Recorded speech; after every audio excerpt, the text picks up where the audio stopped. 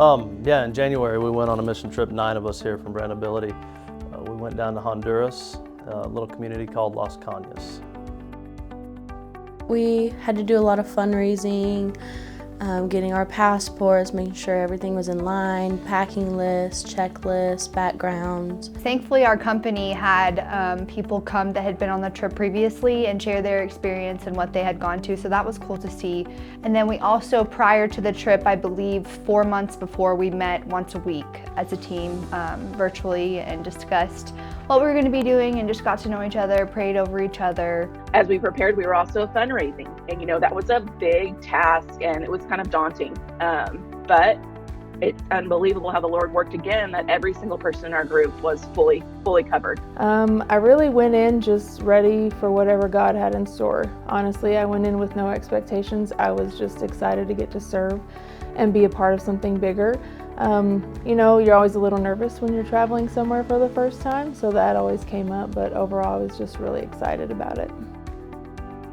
The purpose of the mission trip in Honduras was to partner with Living Water and to go into a community where we could provide not only clean water for them by digging a well, but also to bring the gospel to them, to teach Bible stories and teach hygiene to people that, something we take for granted that they might not really know. That's what unfolded. From day one and throughout the rest of the week. The first day, we just got to know the Living Water people that were going to be leading us on the trip and pray over them and get to know them and kind of get a debrief of what we were going to be doing for the week. And then the next day is when our first actual day started and we went up into the mountain. The community met us as soon as we got off the bus. Balloons, signs, cheering, singing. It was a rock star's welcome. We walked with the community, maybe a quarter mile or half a mile to the church, and they set us down inside the church. And it was a celebration of what was to come during the week. And as soon as we got in the church, and we were front and center, and they just poured into us, and that was one of the most beautiful things I've ever seen. Where we were sitting, if we turned around, they had all our names on a poster board just on the wall. To be on the receiving end of that was, it lifted every single one of us. There were tears of joy, there were smiles ear to ear. Even till now, I get choked up because, wow, it is so heartfelt that somebody that doesn't even know you can make you feel that way. There was always a group that stayed with the well and they would drill for the day. This is something that was special for our group as well. Women were able to participate in the well and the drilling. I've never drilled the well. That was my first time. The crew down there with Living Water, they knew exactly what they were doing. Exactly. They're going to walk you through the process. They're going to teach you how to do it, and then they're going to let you do it, and then they're going to give you feedback. Hey, this is working well, this is not working well, and then you're not really ever on your own because somebody from the Living Water team is right there with you. And then we would split off into other groups and we would go do hygiene classes with the community, mostly the women and children there, teaching them what to do and how to use the clean water because they've never had that before. We got to teach them how to brush their teeth, got to teach them how to wash their hands properly. And it was just a great bonding time. The kids loved it, laughed. We did skits while teaching them. And then we would alternate, and then we would also go in and teach Bible stories and lessons. A lot of them can't read, which was surprising. So it was known through repetition.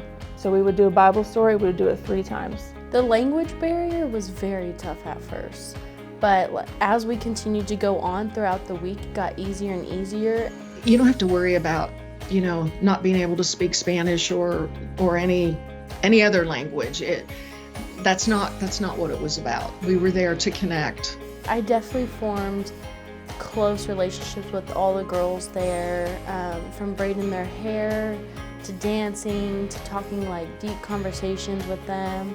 We just created this bond that is going to be there forever. They develop relationships with basically outsiders who can't speak their language, who really can't communicate with them, but serving others showed the love that they had for us and the love that we had for them, and it shows Christ in them. I think that it showed them that there are people outside of them, their community, that care about them, and that we were able to show the love of God that way, to be the hands and feet of Jesus for them to actively see that.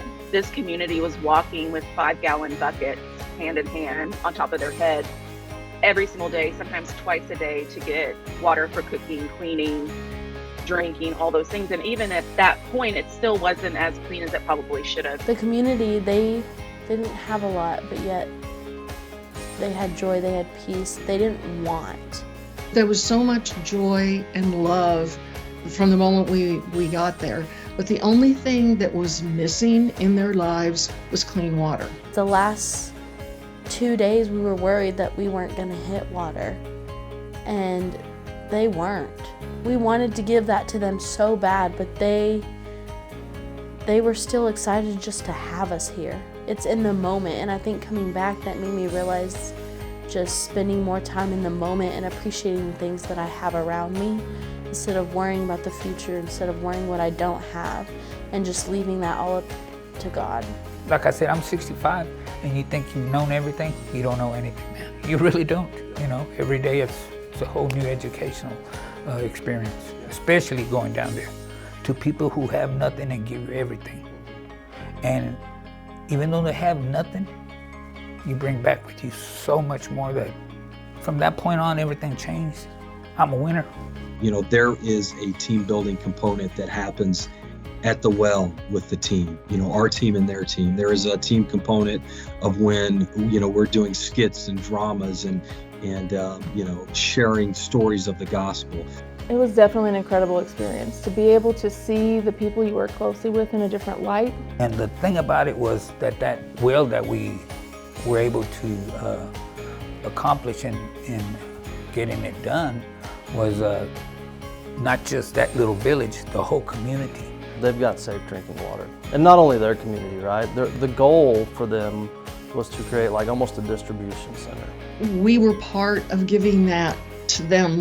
What living water does is truly amazing. But it was kind of like a part of me is always going to be there with that well and with that community. And to me, that is just priceless and valuable. To be able to go on the other side and think about an experience and memories like this, you can't help but feel gratitude, empathy, and just a zest and joy for life.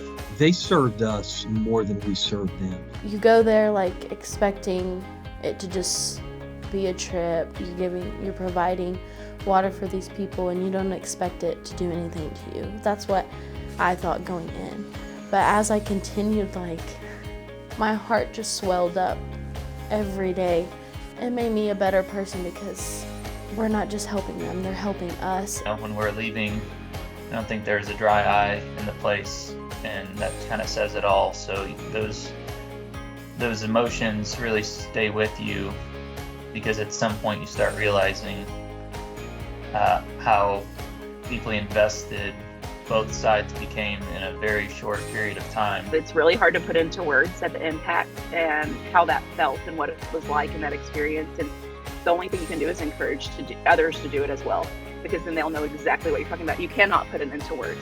You know, the way the Lord worked in the tiniest ways and the big ways, it's really hard to put it into words.